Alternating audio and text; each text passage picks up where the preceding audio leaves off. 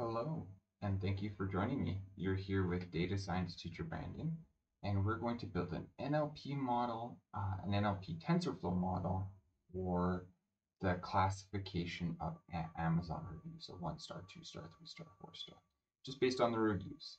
Okay, so let's get started. So here I have all this stuff in my GitHub reservoir, but if you wanted to connect your Google Drive, you could do this today. Because I don't need it because I have all of my, or sorry, I do need this for saving the model. I was able to put the model. I'll show you how that works, where I save the model, and then pulling in the model from the data set. You'll also be able to, today I have a free, I built my model free, I guess, like for free, but it's just for really this problem. But I built the model. It takes a long time to train. So I built the model, put it up here. You'll be able to download it, and I'll show you where you're able to upload it from your Google Drive or from your computer and into this, and you'll be able to make predictions. As long as you don't change certain things, you'll be able to make predictions based on anything. Okay? So let's go here. So let's get started by importing the libraries. So let's connect my drive. Just so I need to import that model. And as it's connecting, we can start by importing TensorFlow as TF. Okay. So importing TensorFlow as TF.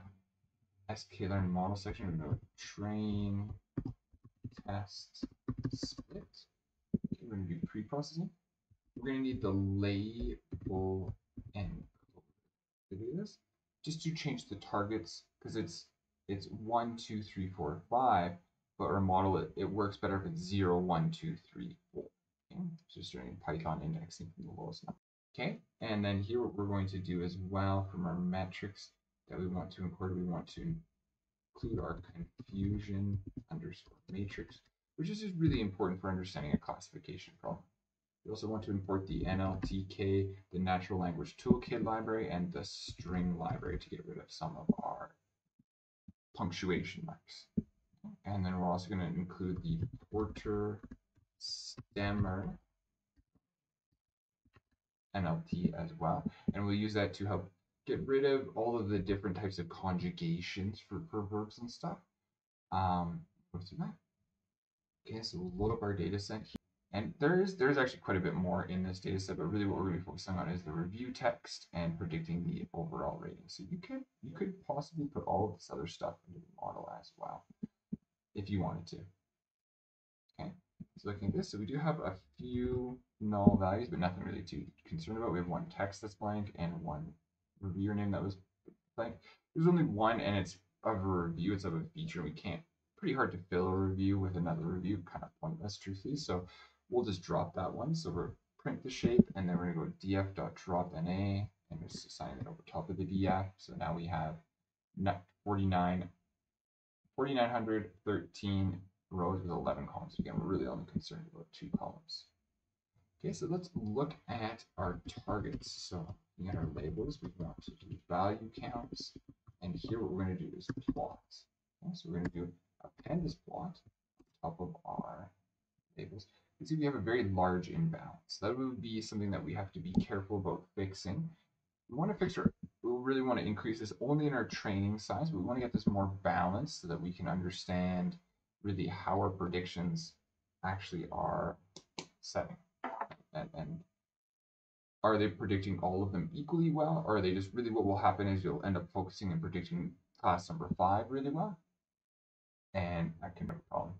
So just, I find it's just really helpful to inspect some, get a sense of what we're looking at. So I'd like to just take a look at the review. So you were saying for ones that are level 1, so when it's a level 1 in the overall, I'm going to select the review text from that. And then I'm going to use iLock, so the index location, the first index location of a 0, or sorry, of a 1 review, of a 2 review, and stuff. You can take a look and explore them and stuff. You can see we have lots of kind of punctuation. We have kind of a little bit funky stuff going on. Nothing really super noticeable, but I'm sure there are lots of interesting spelling and weird words in this as we go through this. So you can take a look and just inspect it. It gives you a sense of maybe just some individual error corrections, spelling mistakes that need to be fixed. And that takes a lot of time to do, but it can be very tedious, but it can be very important to build a vocabulary of misspelled words that are then replaced with the original ones. We didn't go anything that intense this class, But we also want to do, though, you'll notice right here that there's lots of words that are uppercase, right? So faster with uppercase and lowercase will be different words. We really want to view those the same way. Okay? So we're going to go string dot lower on the column, and we're just going to return that over, paste it over top of the column that we are concerned about. Okay, so we're going to go to get this to work, to download our stop words and removing kind of all of the stop words that are really kind of unimportant words in English.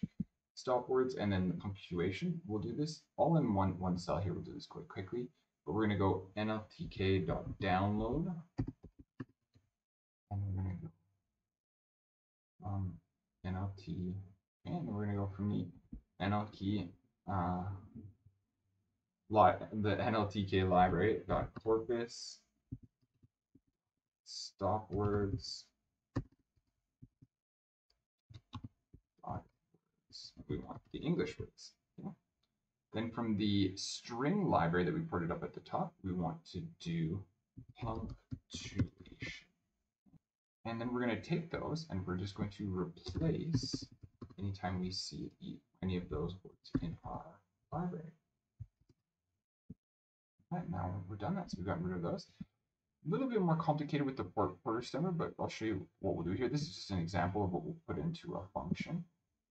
The idea here is we initialize the porter stemmer, we split it on the string, so we're putting it into a list. Basically, it's going to break it up, so it's going to be a list of the words, and then we're making a blank list and a blank text cell that we'll then join to after we're done all of this. So we're going to go for W in text, which is, at this case, it's just one line of code, and then we're going to go through that, and we're going to essentially iterate through each word, and then when we have it, you can see here, remove the E from lifetime.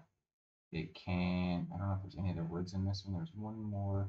Didn't get a lot of all of the, well, it got all the words, but it didn't get, there's not many words in this review. But anyway, so we'll remove some of the conjugations, so kind of the ending of words and stuff, make them a little bit more, so that we're able to really extract the meaning and not so much the context is important, but not so much the conjugation. Okay? So that's what we're going to do, and we're going to then, as we loop through the list, we're going to then take the stem of this, take the porter stem of the word, and then append it to our list of values. And then at the end, what we're going to do is we're going to take our text, and then we're going to join our list of words, which will space word, space word, space word, space word. So we get a nice kind of easy way to join that, and we'll get essentially back to the same place, but now it's going to be stemmed. Okay? So what we want to do, just like we did up above, we want to initialize our porter. Now that we're going to put this into a function, and we're going to use this with dot apply. So to be able to do this, we did this on one row right here, but now we need to do it on our whole data set. Okay? That was just to check and see how it was done. But what we'll start off is, so what we're going to do is we're going to build a function that's going to take in text. We're going to initialize our porter stemmer. We're going to split this on the spacing. We're going to create our blank list and our blank empty string. Okay, and then we're going to go the same thing for W in text. After we've done the split, so it's going to be a list of words, just like we have here. So we're going to go through that, and for every word, what we're going to do is we're going to append PS or porter stemmer dot stem, and then of the words, the stemmed word. And then what we're going to do is we're going to return the stemmed text dot join. Okay, so this is, it's nice when you have the space here, because then it will put a word space, word space, word space, word space. So that's why we have the blank space in here. It's not completely, it's a white space string. And then so now we have our function, nothing happened, but we're going to now put our function into dot apply. And this is going to iterate through each row and then be returning kind of the reduced text. This is really essentially operating on one row at a time. And then we'll use dot apply to, in a recursive function, to essentially apply this to the whole column. Take a couple seconds. And then you can inspect here afterwards our reviews that we saw. And there are little bits on the words are lots of the conjugations. And so you can inspect that as you go through. Okay. So here what I'm going to assign an input and an output, not a X and Y. When you get to more advanced models, I find it is helpful. I just find it's easier for me to think input and output, because sometimes you have many inputs and many outputs, and so it's good just to kind of think of it this way. And so we're going to do df text review, I'm going to assign that to input, and df overall. So the review, our target is going to be assigned to output. So inputs are target, input is our features, and output is our target, right? And so I just remove the vowels except for the first letter, just so that I can kind of have a set way of figuring out what my variables are called, but just a short form in PT and OT PT for output. So input and output. So looking at the output right here, we have our values, we have ours 1 to 5. We're going to put this into the train test underscore split model, and we're going to put x is going to be our input and y is going to be our output, doing train test split and random state 2, so that we get, so that I get the same stuff every time. We can continue to talk about this. Okay. So here what we're going to do, we're going to do the upsampling now, because what we saw is we had a lot of values that were a lot of 5s and not a lot of other values. It will make sense to have, I did in this case 1500. You can do much more than this just to make it reasonable in the amount of time that we're training.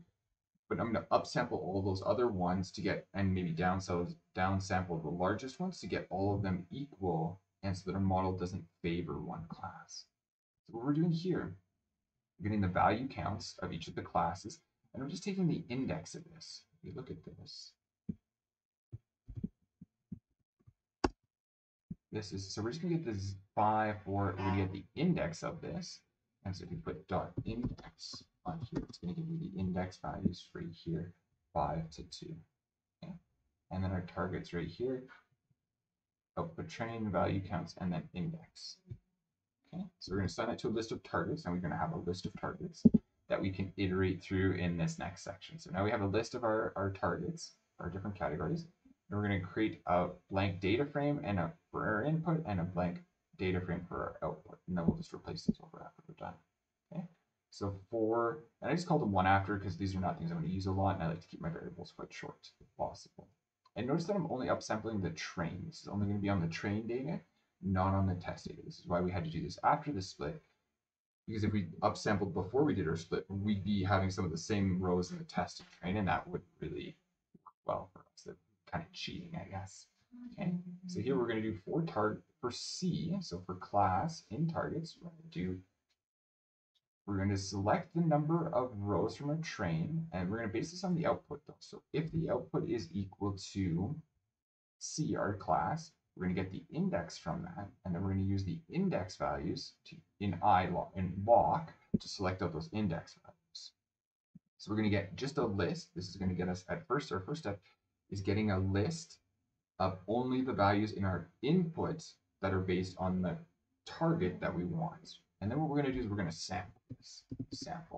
So either more or less, but we're going to do 1500 with replacement equals true because we're going to be upsampling quite a bit. So we're going to need duplicates of some of the rows, and we might miss some other rows. But we don't really want to sample it right here. We need to be taking stuff from our input and our output. We need to be making sure those are the same all along the way. So here what we're going to do, we're going to do this upsample just to get the index values. Now that we have the index values, which are going to be repeating sometimes and not repeating other times, we'll be able to use the index values in the input train and the output train and just pull out those index values. So we're going to do lock right here. So we'll get the names of the index, pull those out. So we're going to take the index values that we put in here, create a temporary input, a temporary output, and then in the next line, we're going to do concat. So concatenating both of these, notice here we're putting in the train one, our blank list, and then we're adding our temporary to this. So we just keep stuffing in our temporary file to this after we get, so for 5 classes, we keep adding to it. Okay, so we'll run this. We'll take 2. And here we got our 7,500 rows. Now, if you look at it though, it's just notice I started with, I probably could have done this as a dictionary, just started with a data frame. And so here it's a data frame. So we actually need to get this out of a data frame. So just notice nothing really super complicated. I'm just select 0 right here. And that's because just to get it out of this, because this is a series, series don't have titles. And so just to make sure our dimensions stay correct, we don't really want to have the column dimension. We just want to have one dimension of data, not one dimension by one. Technically it's a little bit more, so it can complicate things with TensorFlow. So we're just going to select this out and turn it back into a series, just like we started with when we did the first step of our input and output. Right here we select one column, and that's all we're doing. selecting the only column that exists in our data frame, and then just pasting over train, and just to keep the variable names the same. Setting a number of words is 1,000 is the initial one. You can probably find that you get a better score if you increase this, just again to keep our training time a little bit lower. Set it at 1,000 just to get started. Okay, so Keras. So we're going to create our tokenizer. So we're going to go tokenizer equals tf.keras dot pre-processing dot text dot capital T tokenizer. And then here we're going to give the num underscore words, our num words argument. And then what we're going to do is we're going to go filters. We're going to go OOB token. Replace all the words that we don't have in our 1,000 words. Replace that with OOB. So let's just run these ones right here. So let's go to token initialized. And then we're going to fit on text. So we're going to take our tokens, we're going to fit underscore on underscore texts. Okay. Don't miss that plural right there, texts. Okay. And so this is going to fit it. Now we'll learn the words, and we want to get our word index. This is actually helpful. So you can see here, we actually have 5,000. I actually don't know usually ahead of time what this num words is. It looks like this in the workflow that I just guessed 1,000. And I think I'm going to just start with 1,000 just to kind of a safe input. But here, really, we know that we have up to 5,000 words. So maybe putting 4,000 or 2,000 or 3,000 a little bit better to get a better score. Just because I don't have enough time to be training very large models, I just do little ones. So here what we're going to do, so word index, we're going to take our tokenizer, our word index right here. So we're taking our word, creating our word index. And if we wanted to get our vocabulary size, we can just get the length of the word index and put that into vocab size. So you can see here we have 5,000 words. What we're going to do now, we're going to use our tokenizer to transform the inputs, just the words, into numbers so that we can do our linear algebra needed in the deep learning model. Okay. So here what we're going to do is we're going to go texts underscore to underscore sequences. And the same thing goes on. We'll take this one again, texts to sequences. So you have input train, and this is again just happening on the input. So inputs are x values or feature, one feature. We're transforming our inputs into numeric values. Okay. So the next one, it's good. Maybe actually let's start in this list. So we're going to take our input, and this is going to essentially be looping through every row. This is just a for loop. So we're going to loop through this row, and what we're going to do is for sequence in our inputs. So we're going to go through each one of those. And then we're going to take the length of each one of those. We're going to take the length of each sequence. So this will create a list of all of the lengths. We're then going to want to get the max value of this list to give us the count of our max length of our review. If someone really wanted to write a lot there. Okay. So we're going to take our max length here, and we'll need this in the next section. So this is why we do this here.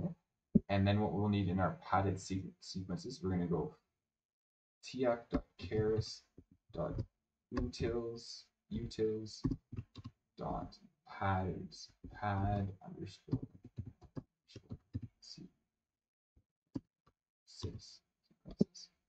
And so it's again keras dot utils dot pad underscore sequences.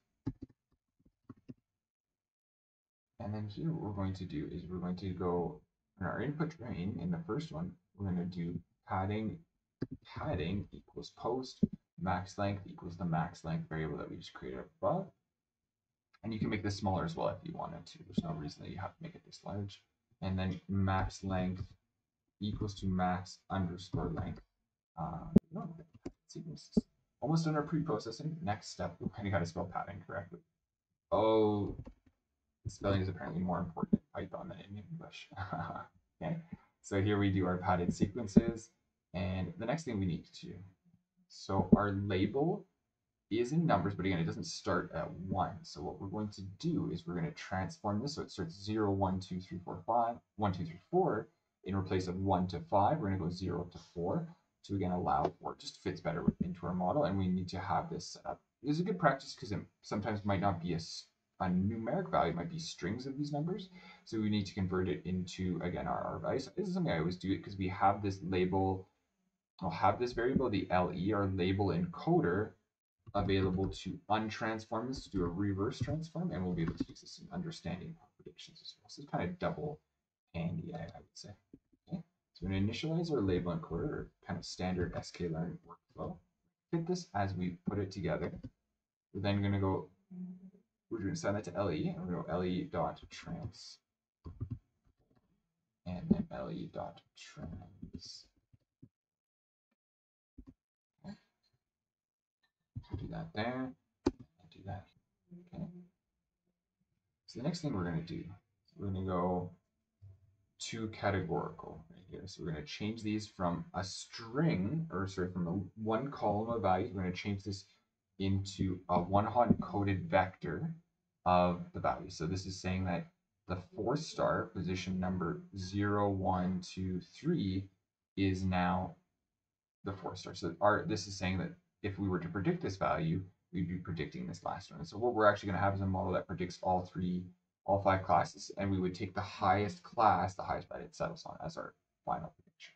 So this, we don't have to do this, but our model will do this on the inside. So it's a little bit, I feel it's a little bit faster, very marginally faster if you do this ahead of time. So your model doesn't have to do this while it's working. Okay. This, got an error, that's because I'm not done yet. So tf.keras.utils to _catate. Okay. Same one for our output as well. So keras dot utils dot to _catate. Okay. There we go. Okay. So we have that. Okay. Okay. So that's our categorical variables right there. Now going into our modeling. Yeah, into our modeling section. So I like to set my hyperparameters up above, and then it's a little bit cleaner and stuff. And like, oh, I just want to change, so you don't have to search through encoding and stuff. So what we're going to do here, we're going to do embeddings, 256. We're going to do spatial dropout, which is a little bit different than regular dropout. Spatial dropout, what it does is it's not 25% of everything, it's 25% of the next one. So it's 20% chance of this one, then 20% chance of this one, then this one. So it's not straight across, all 20% might be dropped off. So some rows might have, or sometimes that it's training, it might be less than 20%, more than 20%, but it's every next kind of neuron has a 20% chance of turning off. So it works a little bit differently, but it can be a good thing in NLP problems. I specifically seen it a lot in NLP problems. Okay, we're doing our filters. 64 are convolutional filters, and our convolutional kernel is 5, so we're going to do grids of 5 and 5.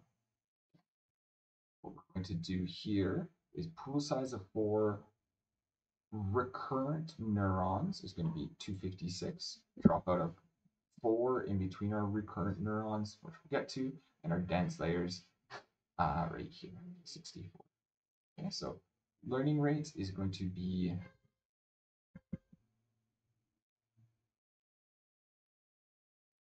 so we're going to set our learning rate, which is tf.keras.optimizers schedule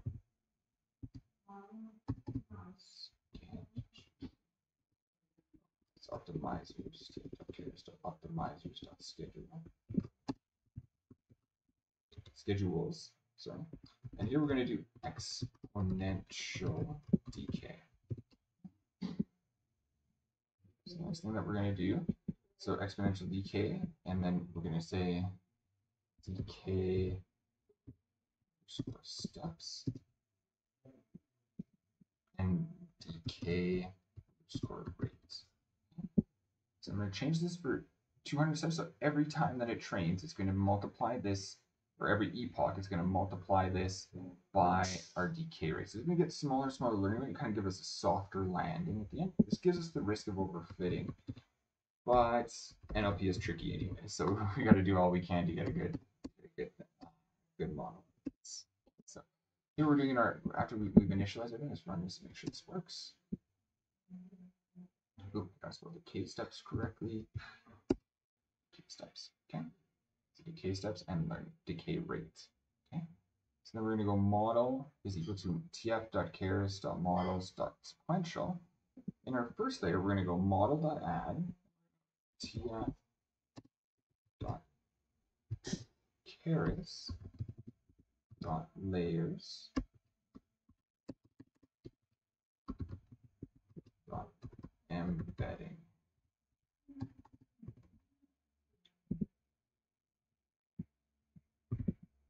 Okay, and embeddings of 2Ds. Okay, so numbers that we have from up above, we set it to 1,000. Again, you could change that, and our embeddings is right here, so 256 embeddings. We're going to do tf.keras.layers from spatial dropout one dimension. Okay. And in a convolution, we're going to do conv one dimension. Okay. We're going to do the activation as a prelude. In our next one, we're going to do in our next layer, we're going to do max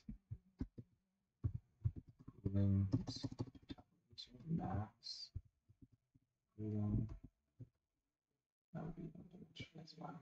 Okay. And our pool size, pool underscore size is equal to our pool size up above. Okay. And our next layer, so here we're going to do a bi-directional layer. So we're going to do tf.keras.layers.bi. And inside this, we're going to put our LSTM layer. And what we want to do, because we're going to do two of these, it's really important here that we return sequences. And this helps keep, or this keeps the extra dimension, the depth dimension, that we will need when it goes into the next recurrent layer. If you're not going to do another recurrent layer, you don't necessarily need to return sequences, but if you're going to do two recurrent layers, you'll need to return sequences. So getting a little bit more advanced, so we need to do this. We're just going to do a regular drop out layer here after our recurrent layer. We're going to then do another bi-directional layer here. And we're going to do this as an LSTM as well. Notice here we're not returning the sequences. I believe that you can, but you don't really need to in this at this point. After this, we're going to do another dropout layer. We're going to add another dense.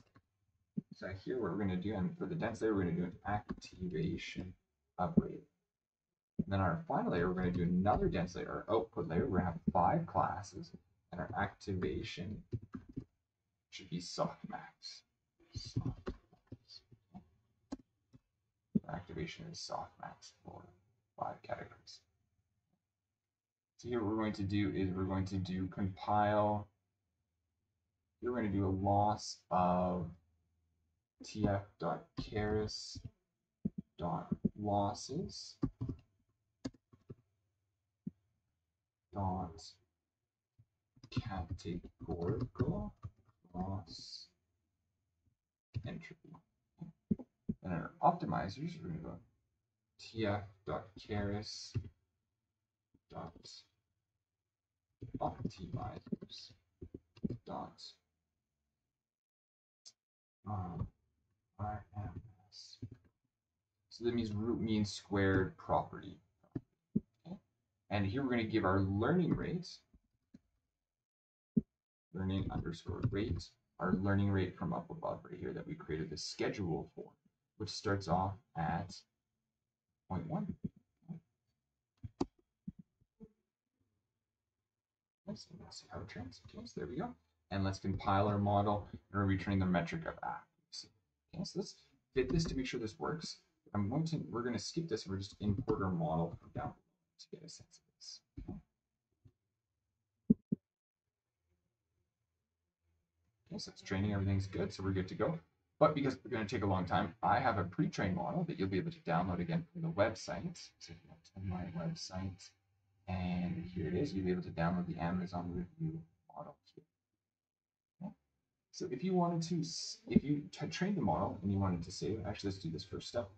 So to view the training history, just notice here what we've done is put the model into H. We decided to H is training, And that way we'll be able to do data frame h.history and then dot plot. So putting it into a data frame, it's a dictionary, and we put the dictionary into a data frame and then just plot it line plot by default. Really easy way to look at your training history.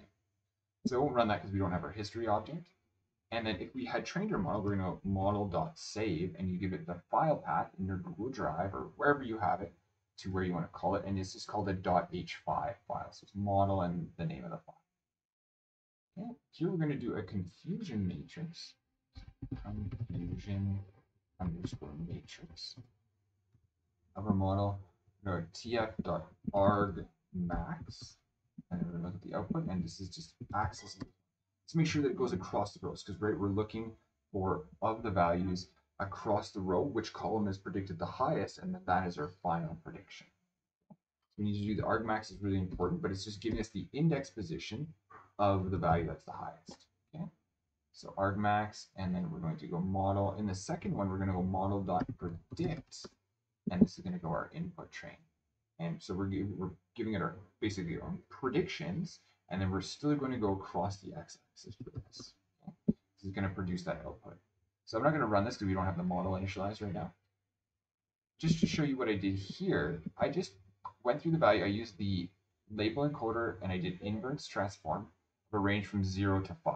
It's going to then transform this back into 1 to 5. This is handy if you have other things that are not 0 to 1 to 5 to begin with, or 0 to 4 to begin with. But now it's going to transfer this back into our target. I'm just putting it in the int object here, this value right here.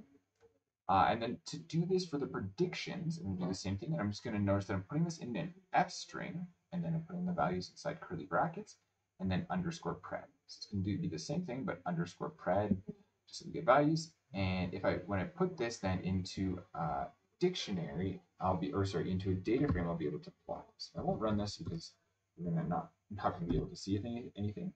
But we're going to go reverse transform to get the values back from our label encoder up above. And I find that just honestly to be one of the most handy things for doing this is using that label encoder from sklearn. Okay, so we're going to go for class in range 5. And then here on the second one, range 5. So we're doing just simple comprehension, but this comprehensions are handy like that. We want to look at we see we did really good on our confusion matrix for our training data. So, which is good. We kind of overfit really truthfully to our training data.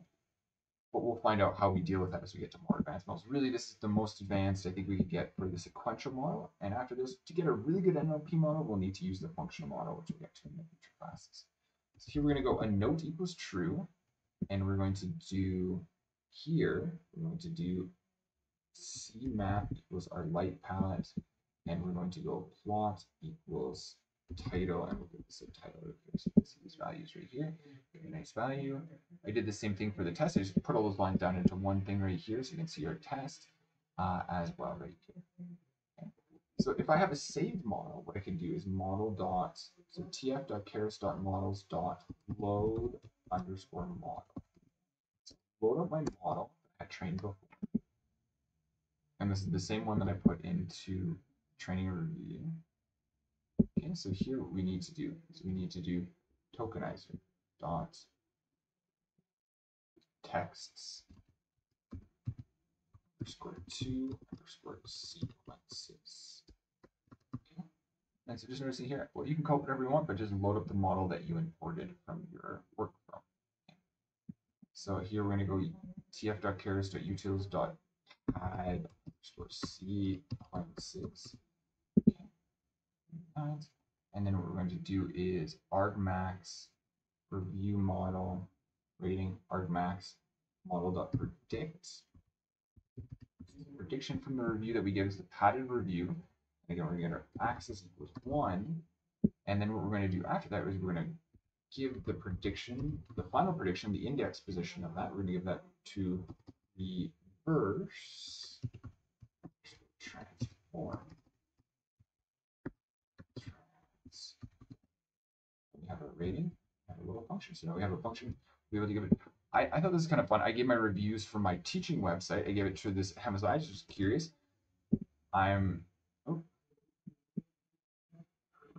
Product. I really spelled that wrong. Predict. really bad spelling there. Model.predict. Hopefully you're a better speller than I. So you will run this, it's going to take in this, it's going to then give the text to sequences, and then it's going to give the predictions. Reverse transform. Inverse transform. So it's an inverse transform. I have done that so many times. Inverse transform, not reverse transform. English. People say it's my native language. So it's only 3. So that's what I got on this review. I got 5 on all of these. I thought I got a 4, so it's not perfect yet. We'll see it by the training test scores. And then we got a 4. Here I give it some of the tests that we saw. So just, if you want to look at what the test was, this is a 1. Let's see if it correctly predicts the 1. And we got a 4. That's weird. I thought it did that this time. And here, if we do this model here, we can see here we get a 1. So it's getting closer on some of them. Again, it's not the most perfect model, but we're getting to the more advanced stuff, and with the functional model, we'll be able to combine what we've done in these earlier projects into one model, kind of what has been working in these ones. Something new that we've done here is we've used a convolutional layer. So with that, we also kind of lose the sense, if we go back up to the model, we lose the sense that of individual words. We're getting groups of words. But maybe it would be better to have 2 channels, one for the individual words and one we're taking sequences of words. And so both of those can be important. So we kind of lose something by doing it this way. We're able to get a better prediction overall, but we'll find that combining these eventually will be kind of, not the secret, but a step forward in our NLP model. So thank you very much for joining me today. Have fun playing around with the Amazon review. You can review anything you want and see what the tone of your review relates to in stars. Okay? So thank you very much for joining me, and I will see you next time.